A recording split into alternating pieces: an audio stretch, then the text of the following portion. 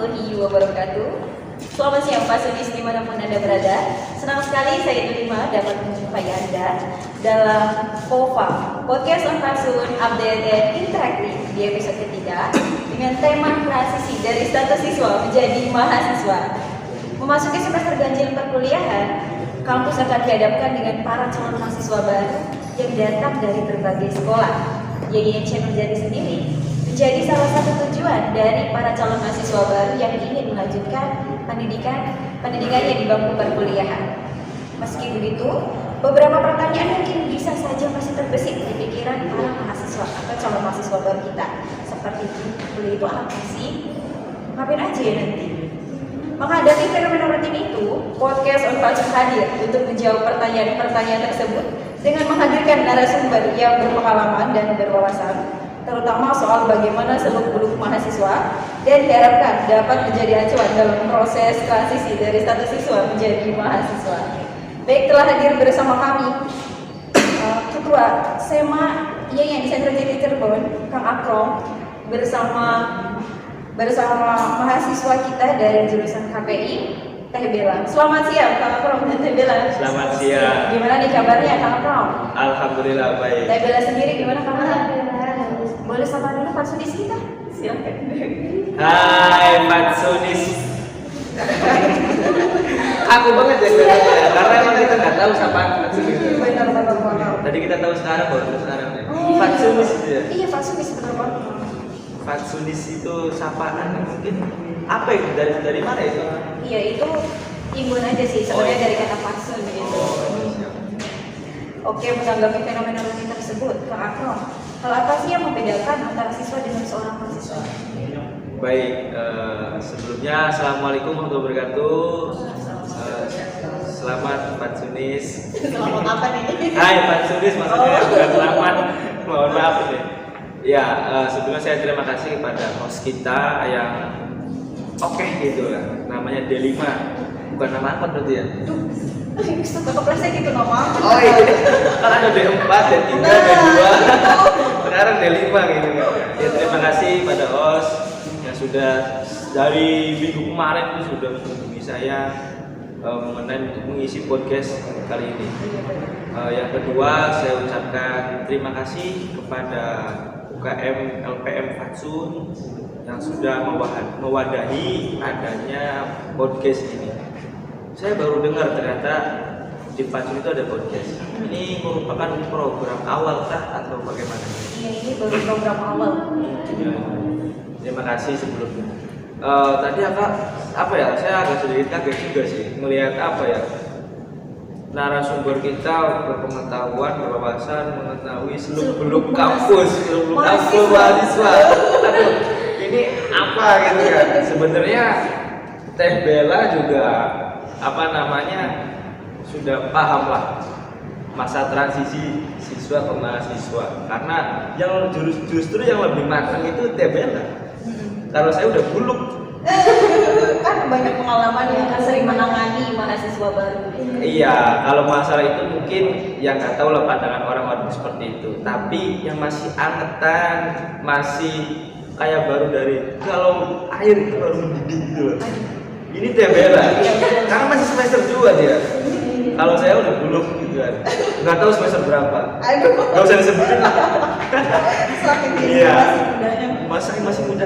Jadi nggak usah disebutin. Oke, siap. Karena Teh Bella udah berpengalaman masalah transisi siswa ke mahasiswa. Baik, ya. Membahas masalah transisi siswa ke mahasiswa. Sebenarnya banyak perbedaannya gitu lah. Banyak perbedaannya dari sisi manapun. Kalau secara yang aku konsep itu secara rinci ada dua. Pertama secara realnya, yang kedua secara ide dan gagasannya. Itu kadang lebih matang mahasiswa. Ya gitu kan. Cuman ya kita juga tidak boleh meremehkan siswa. Karena dari situlah kita bisa menciptakan gagasan-gagasan juga. Nah, artinya perbedaan siswa ke mahasiswa itu banyak dari sisi realisme ataupun idealismenya. Realismenya seperti kayak modelnya, ya inilah penampilan kita gitu loh. Santai. Iya santai, lebih kelihatannya ini kayak orang main gitu. gitu kan. Kayak orangnya main dolan, kalau bahasa Jepangnya kan dolan. Iya dolan ya, dolan aja, dolan kemana gitu. Padahal mau kuliah gitu. Terus kalau di siswa itu kan pengalaman aku ya, aduh dulu aku di siswa Jadi siswa dulu nggak sih kan? iya jadi siswa dulu Oh, dong, iya. jadi siswa dulu karena apa ya? Berarti nggak salah pilih narasumber ini. Sebetulnya itu siapa namanya merupakan suatu jalan kontinuitas siswa ke mahasiswa dari SD itu kan kita dianggap siswa, Iya. siswa tingkat SD, SLTP siswa tingkat SLTP, SLTA gitu kan. Nah cuman kan kalau di sekolah itu kan karena kalau ada istilah nih, kalau tahu Dilan kan? Iya, tahu lah. Apa itu guru? Digugu dan ditiru. Itu kan merupakan satu contoh bahwasanya siswa itu meniru gurunya dari sisi manapun, dari sisi penampilan terutama, dari sisi attitude-nya dan sebagainya. Cuman ya kalau pengalaman saya pribadi maka dulu itu saya nggak pernah saya mulai masuk sekolah. Jadi apa ya? Itu merupakan waktu mulai kayak gitu, mulai dari SLTA. Jujur, saya nggak pernah masuk sekolah. Maksudnya sekolah masuk Iya. di warung gitu. Oh. Iya kayak gitu. Jadi Iya. ya bahasa kasar-kasarnya bolos. Iya. Gitu kan. Nah, cuman ya masuk juga sering masuk. Cuman ya kebanyakan di luar. Apalagi kalau hari Senin itu yang namanya pacar itu males bisa. Iya. Emang pernah ngalamin nggak upacara? Pernah. Pernah. Telat sih. Telat. Bella ngalamin. Bella berarti Bella berprestasi. berprestasi kan? Iya. Jangan kayak saya Bella. Iya. Kalau Bella berprestasi gitu. Iya. Artinya di situ kan kita dituntut gitu kan. Dituntut sebagai siswa untuk apa? Melaksanakan aturan-aturan yang ada di sekolah. Entah dari berpakaiannya, entah dari kegiatannya gitu kan. Misalkan biasanya nih ada porseni itu kan. Iya. Kalau di sini kan ada IPBNM misalnya gitu kan. Terus yang kedua misalkan ada bulan bahasa itu kan yang menyelenggarakan anak-anak bahasa. Itu kan kita dituntut untuk mengikuti kegiatannya mereka. Ya saling mendukung kan. Iya, benar. Saling mendukung. Terus apa ya? Ya pada dasarnya kita harus nurut dengan aturan yang ada di sekolah. Dan kurangnya, kalau saya kritik nih ya, Iya. kalau saya kritik sistem kurtilas yang ada di sekolah-sekolah itu bagus, cuman seolah-olah kita itu di apa ya, ide dan gagasan saya itu, ide dan gagasan seorang siswa Iya. itu seolah-olah dipendam, dikubur, tidak adanya perkembangan. Artinya apa? Daya kerja siswa itu kurang. Cuman sisi baiknya mereka sudah diajarkan seperti orang mahasiswa, ada sistem presentasi, diskusi gitu kan ya. Cuman itu masih belum berkembangnya pemikiran kritis terhadap gurunya ataupun sistem yang ada di sekolahnya. Karena apa? Tadi mereka terlalu monoton terhadap aturan-aturan yang sudah dikeluarkan oleh sekolahnya. Nah itu siswanya gitu lah. Nah kalau mahasiswanya itu lebih rileks sebenarnya, lebih rileks tapi dari sisi pemikiran lebih berkembang. Nah mungkin kalau TBL lebih angkat-angkatnya ini. Kalau saya benar-benar udah buluk. Iya. Dari sisi penampilannya kita rileks seperti saya pribadi, seperti Bella, seperti host kita ini, Ibu Delima. Karena kita mau jadi ibu lah, pasti. Kamu bukan saya. Jadi kita ya. Oh iya, itu. Artinya, iya kalau mahasiswa dari sisi penampilan aja dulu, itu kita ya budaya kita ya udah bebas. Cuman kita lagi-lagi ada aturan tersendiri. Di kampus itu lebih masalah apa ya, kalau sisi penampilan itu lebih kerapihannya, kesopanannya itu lebih tertanam. Apalagi di FETK gitu ya. Apalagi yang itu tuh. Oh iya, itu kan karena Terbiar. itu kan dilatih untuk jadi guru bukan pelatihannya. Oh berarti tarbiyah pelatihan kan? Aduh. Iya. Berarti ada dua ini ya perbedaan, maksudnya yang disebutkan itu ada dua perbedaan kayak dari eksternalnya maupun dari sisi pemikiran dan gagasannya. Iya. Dari mahasiswa dengan seorang mahasiswa. Baik berbeda, masalah apa sih yang biasanya dialami gitu oleh calon mahasiswa baru? Kan table ini masih angkat-angkatnya ya kan ya? Ya mungkin yang pertama sih dari siswa ke mahasiswa gitu kan, calon mahasiswa baru. Gimana sih kita dari siswa itu untuk memilih jurusan, universitas, Iya. kampus gitu, itu yang jadi imbang dari calon mahasiswa sendiri gitu ya. Saya pernah mengalami yang kemarin. Mau gimana pun ya kita harus cari passionnya kita, kesukaannya kita gimana, terus gimana sih nanti kuliah kita ngapain aja, dan nanti kedepannya untuk pekerjaan itu kayak gimana, dan itu benar-benar dipikirkan sekali oleh siswa gitu ya, oleh siswa. Jadi ya yang terbesarnya sih baru itu aja. Misalkan kalau dari siswa ke mahasiswa, apa sih yang menjadi masalahnya selain dari pemilihan jurusan, pemilihan kampus, di situ juga kita kayak berusaha untuk lebih dewasa lagi. Dari siswa kan sedikit-sedikit sama teman, sedikit-sedikit sama teman gitu kan. Jadi pas jadi mahasiswa kan sendiri, nanti kuliah sendiri, mandiri gitu. Apalagi sekarang kuliah offline. Online ya mas, Online. jadi segala sesuatu itu masih dilakukan sendiri gitu. Jadi siapin mental aja sih. Berarti kita harus nyiapin mental yang kuat gitu tuh ya. Iya, benar-benar. Dari awal pas kita memilih universitas, jurusan dan lain sebagainya gitu. Tapi nggak salah masuk IAIN kan? Enggak, insya Allah. Tebe lagi malah di perjalanan yang cukup panjang ya Bel ya. Benar sekali. Jadi kalau dulu kayaknya. Iya benar. Lalu nih Teh Bella, hal apa sih yang mesti dipersiapkan bagi calon mahasiswa baru sebelum masuk ke dunia perkuliahan? Sebenarnya ada sangkut pautannya sih dengan tadi gitu tuh. Cuman lebih spesifiknya ke masuk ke dunia perkuliahannya gitu.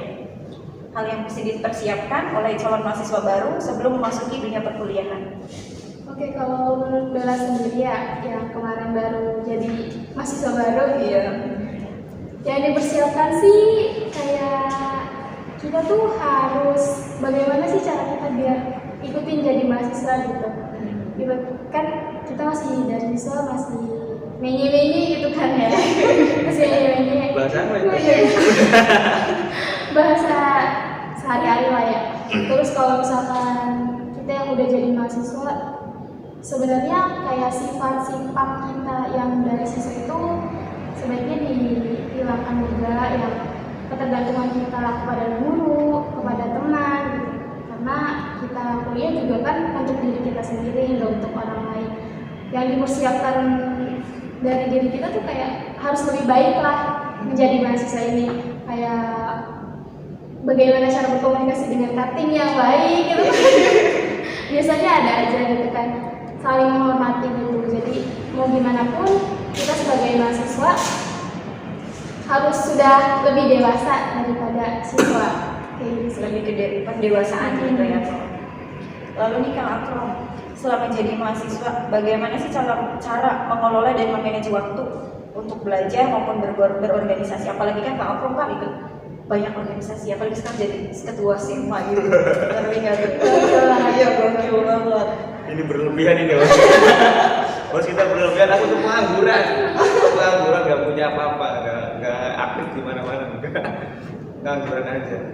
Ya kalau masalah manage waktu, itu berarti kan kita lihat dulu ke siswa dulu ya. Iya, Pak. Sebelum ke siswa. Kalau di siswa itu kan kita di manage waktunya itu dari jam 7, masuk jam 7 sampai jam 3, 4 itu pun kelas ya.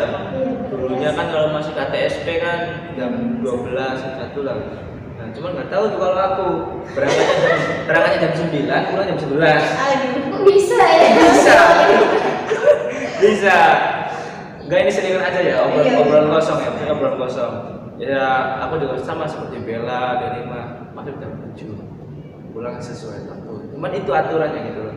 Nah, berbicara masalah manajemen waktu di wilayah kampus, sebenarnya apa yang dibicarakan oleh Tebela ke diri pribadi kita masing-masing gitu loh.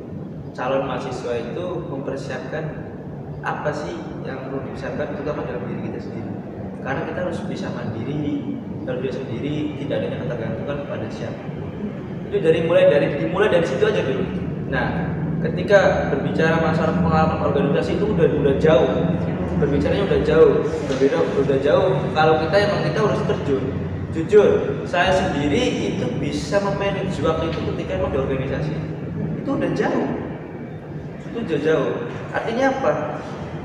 Emang yang perlu dipersiapkan oleh siswa ya tadi dibicarakan oleh Bella mengenai dirinya pribadi dulu lah minimalnya. Terus kalau misalnya di eksternalnya ya kita nyiapin buku buat bahan bacaannya gitu kan, nyiapin temen relasinya kayak gimana nantinya di jurusannya kayak gimana, komunikasi kayak gimana. Nah itu mungkin eksternalnya.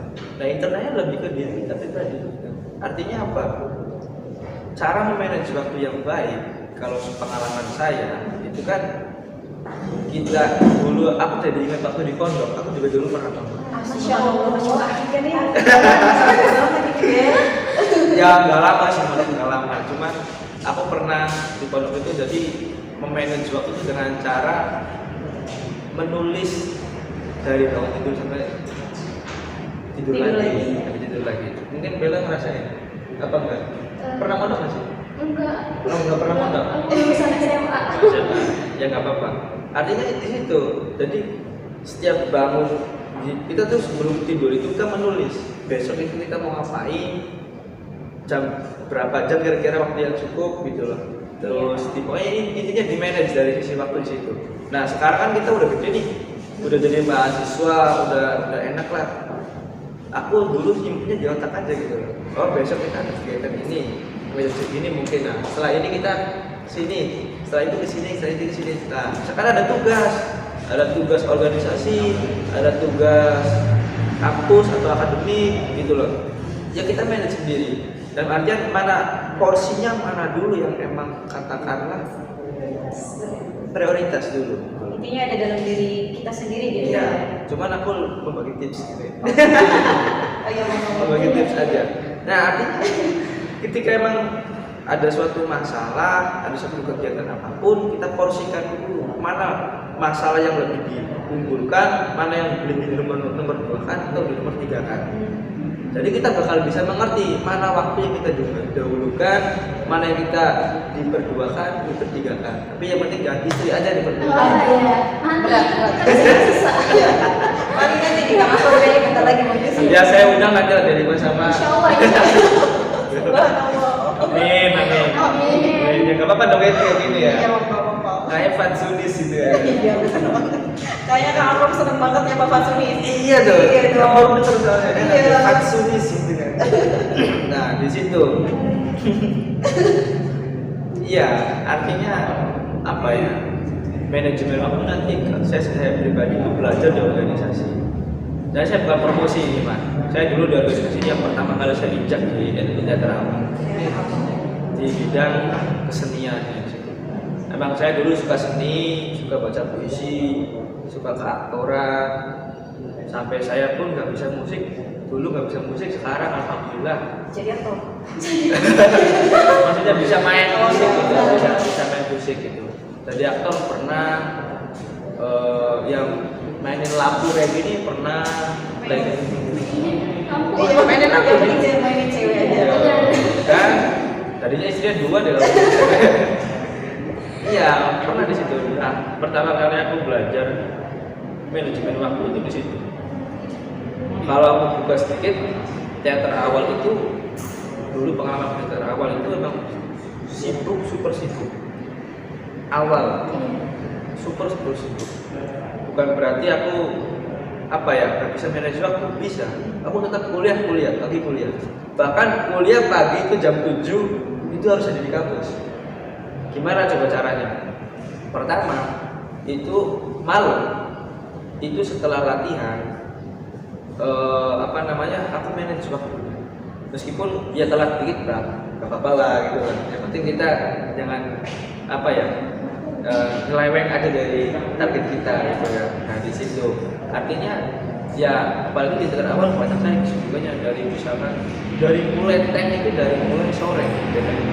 Jam 3 itu mulai kita latihan olahraga ada gitu lah, latihan malamnya, terus baru malamnya malah cek kantoran sampai pagi.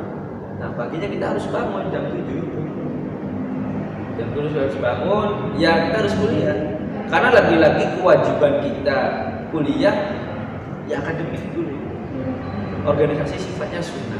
Nah tinggal bagaimana kita memanage porsinya masing-masing itu seperti apa, porsi kita di akademik seperti apa, porsi kita di organisasi seperti apa.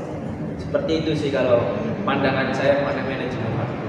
Berarti bagi lagi dalam diri kita sendiri gitu, harus mana yang prioritas, harus mana dulu nih yang harus diprioritaskan dan diperjuangkan gitu. Ya.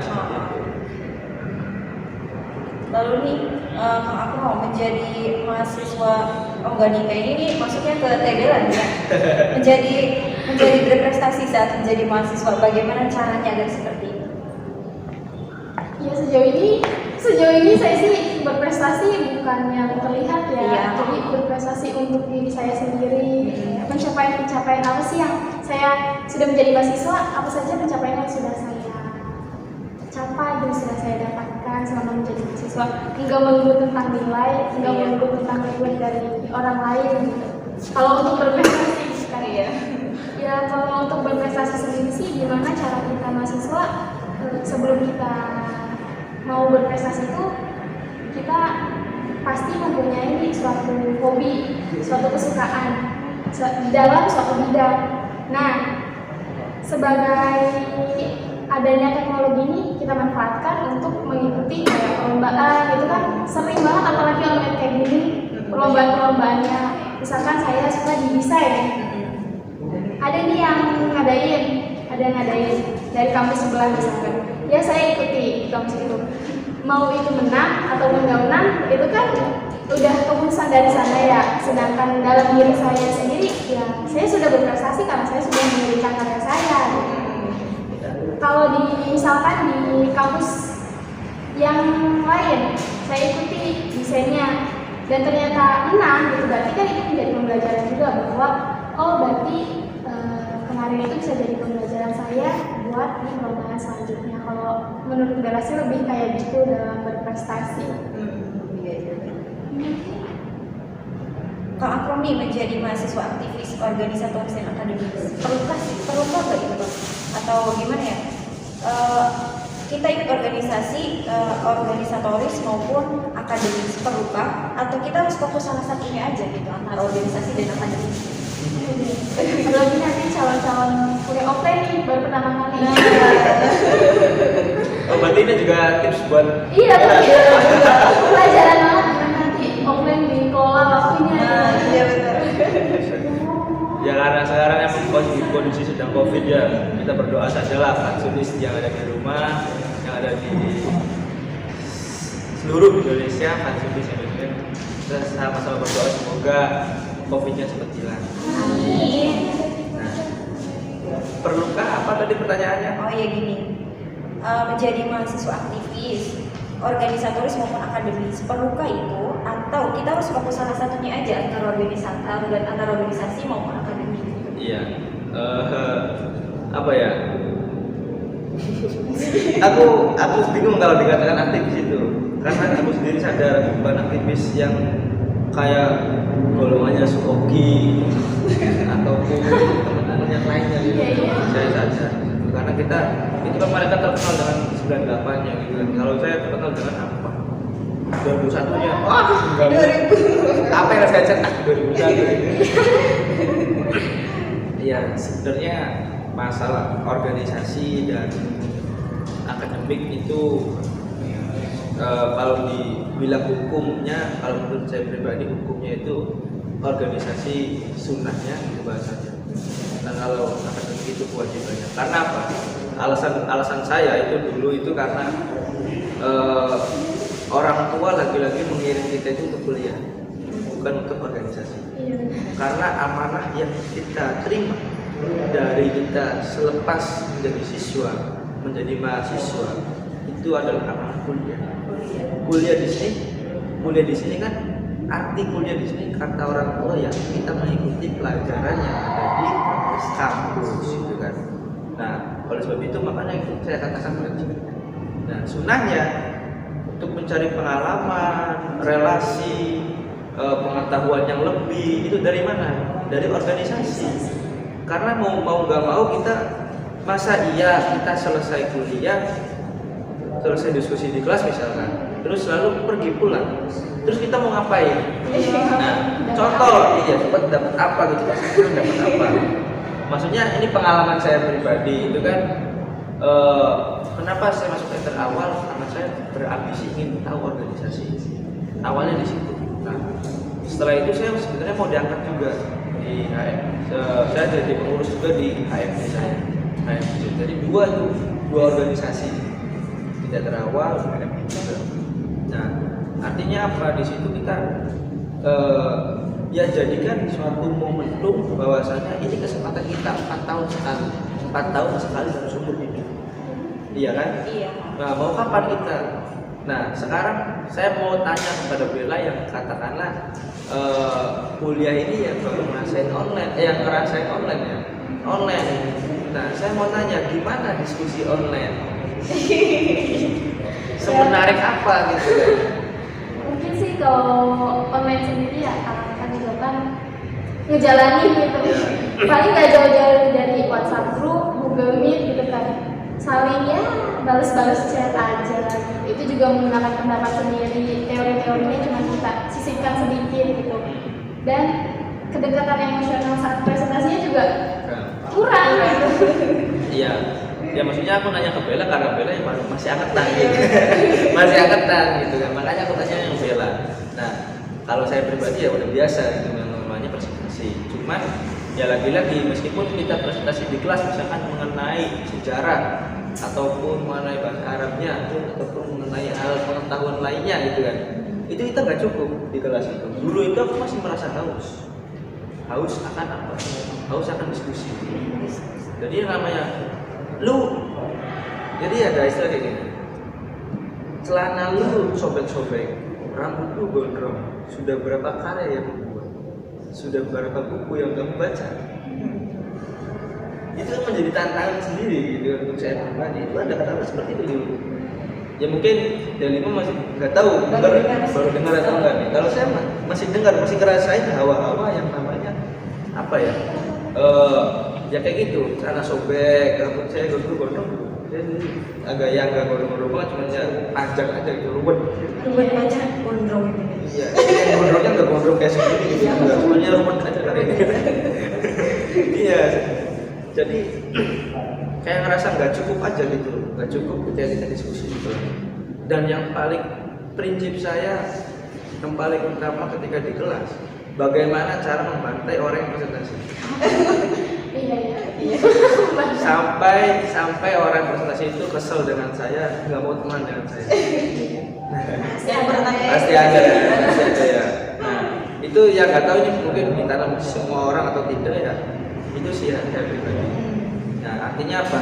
Kalau berbicara prioritas organisasi mungkin katakanlah kerja sampingannya. Tapi ya jangan dianggap sampingan aja.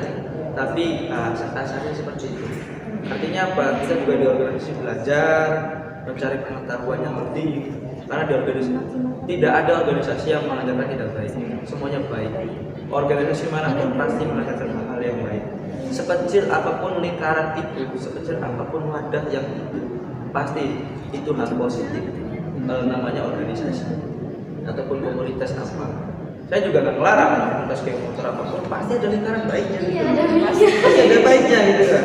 Nah, makanya aku berpikirnya tidak ada organisasi yang mengajarkan tidak baik, semuanya hal yang baik. Kalaupun orangnya, ini mah orangnya ya, berarti substansinya gitu kan, atau isinya ada yang menjelekkan organisasi lain, yaitu wajar. Mungkin dia masih belum maksimal aja di organisasi, masih belum mengetahui apa sih itu organisasi yang sebenarnya. Karena sejatinya kalau orang yang mengetahui sejatinya organisasi, dia bakal mengerti tidak ada organisasi yang mengajarkan hal-hal yang tidak baik. Semuanya mengajarkan hal yang baik. Itu organisasi. Masa ya Fatsun nyuruh orang itu nyebur ke sumur, mau nggak? Ya iyalah. Berarti kan ini tidak baik kan, mencelakakan dirinya sendiri gitu kan. Nah, pasti kan Fatsun juga mengajarkan hal baik nih, bagaimana nih cara menulis, bagaimana cara nulis berita, podcast kayak gini misalkan apa, ataupun UKM lain ada banyak lah, ada 20 UKM gitu kan. Nah, semuanya mengajarkan hal yang baik. Tapi samping di sini sekedar satir. Kalau dalam bahasanya satir, bahasa satir aja. Artinya ya sampingan itu satir aja. Sebenarnya organisasi baik. Itu sih menurut saya prioritas yang dikatakan prioritas antara akademik dan organisasi itu seperti itu. Lebih ke ini ke awal tujuan kita masuk itu untuk apa nih berkuliah di sini? Ya awalnya itu dulu. Baru ke sunnah kayak misalkan ikut organisasi UKM sebagai wadah pembentukan karakter juga kepemimpinan kita. Ya. Lalu nih Kang, sekarang kan udah semester muda banget ya. Kan mengalami program pertengahan kuliah nih, kuliah kerja nikah tuh ya. Kan banyak banget tuh kan ada mahasiswa yang kayak lagi pusing-pusing ngerjain tugas, kepikiran nikah nih, atau lagi masalah kendala ekonomi nih, pengen kerja nih gitu. Itu bagaimana tuh atasinya? Ini sebenarnya gak jujur dia. Semester muda udah tua padahal. Kuliah kerja nikah KKN. KKN ini KKN kamu sama KKN cewek. KKN cewek cowok sih. Biasanya ini problem kita gitu. Ya itu problemnya cewek biasanya ini tuh. Iya sih. Kuliah kerja nikah. Bukan ke saya Yang problemnya. kerja masuk kerjanya. Oh kerjanya mas. Iya. Ya lagi-lagi sih sama aja sebenarnya.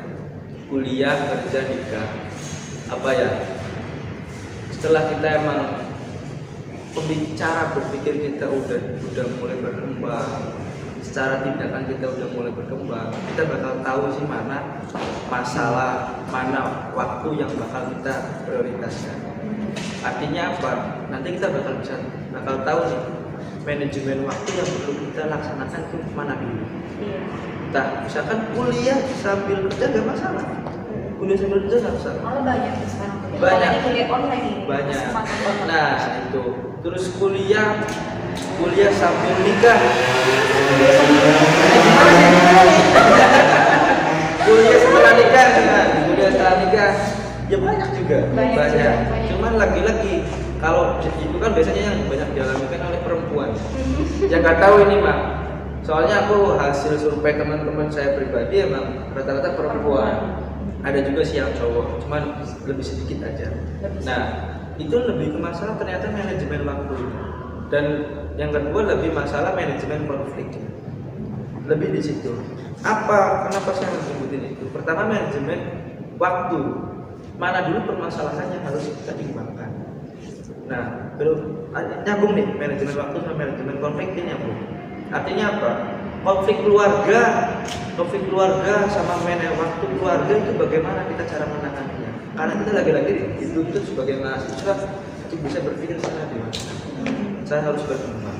Jadi manajemen waktu, manajemen konflik harus benar-benar diatur di situ. Oleh dirinya pribadi, oleh dirinya sendiri, bukan orang lainnya, ataupun suaminya ataupun istrinya itu enggak. Ataupun misalkan bos kalau bekerja berarti karyawannya atau bosnya ataupun manajernya enggak. Ya mereka harus bisa mengatur diri sendiri. Berarti kembali lagi sama diri sendiri gitu. Iya. Nah, pembelajaran tersebut itu bisa kita peroleh pertama jika memang kita itu secara pola pikirnya udah berubah. Nah, yang kedua, secara realnya kita bisa mendapatkan permasalahan solusi seperti itu dari kita belajar di organisasi. Karena lagi-lagi yaitu organisasi itu kayak apa ya? Kayak wadah yang banyak kayak piring isinya tuh macam-macam. Kita tinggal ngambil aja nih apa nih yang kita mau ambil, apa nih. Nah tinggal nih misalkan Bella dia ahli desain gitu kan, mana nih misalkan UKM apa ataupun HMJ ataupun apa yang bisa pas mewadahi Bella biar lebih berkembang. Nah berarti kan Bella di situ tinggal ngambil aja nih desainnya, ilmu desainnya tinggal diambil. Berarti sangat kaya gitu ya kalau organisasi. Tinggal Iya. bagaimana kita mau atau tidaknya berproses di dalam organisasi. Yang apa biye? Oh, iya. Jare wong Cirebone kamu kono. Kalau kita wong Cirebon ya, jadi kadang pondok-pondok Cirebonnya Cirebon kafe kebetulan ya. Iya ta? Iya. Sebenarnya Aduh. Cirebonnya di mana? aku di Duku Pentang. Sama. Bintang. Ya. Tapi aku di Cikarang kan itu Tahu Cikalahan di saat ke sana ya. Iya ke sana. Kalau saya sudah bukan, nggak tahu. Nggak tahu. Cikalahan nggak tahu. Iya aku nggak tahu sebenarnya di mana. SMA-nya di Sumber. SMA Sumber yang pernah itu lampu merah ya. Iya. Ini jadi cerita. Iya sih. Sana aja nggak apa-apa. Sorry. Tapi nih, inti dari seorang mahasiswa itu apa sih? Inti dari seorang mahasiswa. Ya inti dari seorang mahasiswa sebenarnya balik lagi ya, tujuan kita jadi mahasiswa itu apa, bagaimana kedepannya seperti apa. Udah disebutkan nih banyak banget sama Kak Prom juga kan, banyak sekali gitu. Ya inti dari mahasiswa ini kita harus bisa memanage waktu, terus mengedepankan prioritas, terus akademik kita harus lebih tinggi daripada Iya, benar-benar. urusan-urusan yang lain gitu. Terus dalam organisasinya juga mungkin dari inti mahasiswa ini menurut Bella lebih ke kehidupan kita yang akan datang gitu kan. Kita belajar dari seorang mahasiswa ini, kita menjalaninya seperti apa. Nanti kita setelah lulus nih jadi mahasiswa, udah kita tinggal bekerja gitu, kita punya gelar. Nah gelar ini gimana sih untuk bermanfaat di pekerjaan kita di masyarakat yang benar-benar harus dimanfaatkan gitu, agar ketika kuliah ini nggak sia-sia gitu. Kayak gitu sih Proses pembentukan ya berarti Iya, proses nanti. pembentukan. Kalau dari kamu sendiri nih, inti dari seorang mahasiswa bisa ditinjau dari tridharma mahasiswa juga sih. Masya Allah, Masya Allah. Apa tadi tridharma ya? Iya, tridharma. Apa tuh? Ini pendidikan, Penyelenggara pendidikan, Ya. penelitian dan penelitian pengabdian. dan pengabdian kepada masyarakat. Ya. Satu ulang. Penyelenggara Pendidikan. Iya. penelitian dan pengabdian kepada masyarakat. Ya kalau kita melihat kepada apa ya tridharma perguruan tinggi kependidikan ya kita kayak modelnya kita kalau ambil hadisnya utlubul ini minal madilah dia jalan dengan kita menuntut ilmu sadari lahir sampai yang lain. Artinya pendidikan itu tuh harus kita belajar suatu hal itu ya memang harus gak mesti di kampus, sebenarnya saya juga sadar kenapa sih saya kuliah tinggal baca buku yang banyak udah selesai. So, sekarang aku udah nyadar, nggak tahu si Bella ngerasain apakah masih hangat nggak tahu. Kalau aku udah sadar, ngapain sih kita kuliah 4 tahun ngabisin uang semesteran, ngabisin ongkos tiap hari misalkan, atau apalagi kalau misalkan aktif di organisasi, sana sini kita harus aduh capek-capek kayak gitu. Kalau ketemu pinter tinggal baca buku, selesai. Kita ngapain kuliah? Iya, tinggal nanti bagaimana kita relasi teman-teman untuk diskusinya, untuk mengembangkan apa jadi bahan-bahan bacaan kita. Nah, yang kedua itu lebih penelitian. Penelitian di sini lebih masalah pengembangan pemikiran kita. Pengembangan pemikiran, gagasan, apa nih masalah apa yang mau kita teliti. Ini biasanya adanya di KKN sama PPL, bukan kuliah kerja nikah ya. Udah beda lagi sekarang. Kuliah kerja nyata. Nih yang sekarang dialami oleh siapa ini? Elisa tuh Elisa. Dedi. Nah itu tuh ada di situ apa ya penelitian pengembangan itu di situ. Nanti kita pola pikir kita itu dia akan ditentukan, diaplikasikan ada di masyarakat melalui penelitian pengembangan tersebut. Nah yang terakhir pengabdian masyarakat tadi ya setelah kita lulus, setelah kita punya gelar ya kita bisa nggak mengaplikasikan apa yang menjadi gelar kita, apa menjadi pengalaman kita. Apalagi seorang aktivis itu dituntut sepenuhnya, bukan sepenuhnya sih, tapi apa ya, seolah-olah kayak kita seorang aktivis itu dituntut untuk ya lu setelah pulang harus ngabdi ke masyarakat, gitu kan. Lu ngabdi ke masyarakat, lu kelola masyarakat. Maksud kelola di sini dalam artian ya lu bisa nggak ilmu kamu yang sudah didapatkan di kampus, pengalaman kamu di organisasi diamalkan di masyarakat. Makanya kegiatan-kegiatan seperti ini nih, itu kan menjadi daya tarik masyarakat. Apakah ada di masyarakat podcast?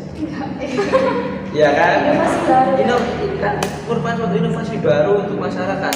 Nanti setelah misalkan udah podcast ditayangkan nih, podcastnya itu dalam bentuk layar tancap di masyarakat.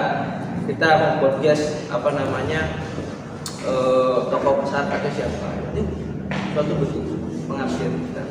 Ataupun kita misalkan kerja di desanya ataupun di mananya, itu di aparaturnya lah, pemerintahannya. Ya boleh-boleh saja itu bentuk suatu pengabdian kita kepada masyarakat. Nah, artinya makanya aku selalu bilang, kadang sering ngisi di beberapa KPI pernah ya ketemu ya, pernah ketemu di KPI, di CSK. Kalau ngisi itu selalu bilang kayak gini, tapi ini lebih ke pemimpinan. Seorang pemimpin itu harus punya target ke depan itu seperti apa, memanage waktu, konfliknya, permasalahannya, dan solusinya pun harus dapat. Itu seorang pemimpin. Nanti bakal bisa tahu ke depan itu kita harus ngapain. Satu detik kita langkah ke depan, kita mau ngapain pun kita harus tahu. Dan kita harus di-manage. Dalam satu detik itu pun kita salah satu langkah pun kita berapa detik yang kita habiskan di situ. Artinya apa? Nanti kita menjadi manusia bermanfaat, bisa mendapatkan ilmu apa yang kita dapatkan, bisa mengamalkan apa yang kita dapatkan. Dosen ya. Kita berhasil lagi. USS ini. Mungkin seperti itu ya. Gak kerasa nih Mas Unis, ternyata kita sudah ada di penghujung acara. Barangkali nih Mangga dari Kang Akro maupun Tebela ada closing statement gak nih buat Mas Unis kita? Mangga Tebela dulu aja. Ayo Mangga Tebela. Kang Akro aja dulu tadi kan melanjutkan. Wow, saya udah terlalu banyak, udah terlalu buluk ngomongnya juga. Mungkin Tebela yang lebih biar belajar juga nih presentasinya nanti buat offline. Iya, mau flash. Iya. Ya buat tapi ini saya untuk closing statement dari saya sendiri sih ya, gimana sih nanti calon mahasiswa baru? Semangat ya. Nanti kalau udah jadi mahasiswa, pintar-pintar mengelola waktu. Terus gimana sih biar kita semua bisa mengelola waktunya itu dengan baik, tidak berantakan lagi ketika kita menjadi siswa. Terus untuk teman-teman nih yang belum ikutan organisasi, lebih baik ikutan. Kenapa? Karena di situ juga kita belajar nggak cuma di kelas, kita juga belajar di luar ruangan. Udah, semangat.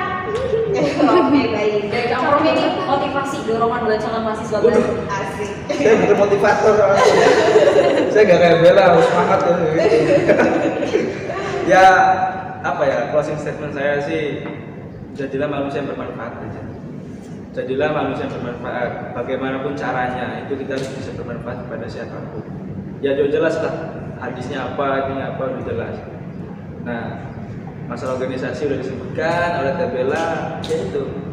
Ya intinya calon mahasiswa baru manfaatkan 4 tahun seumur hidup ini.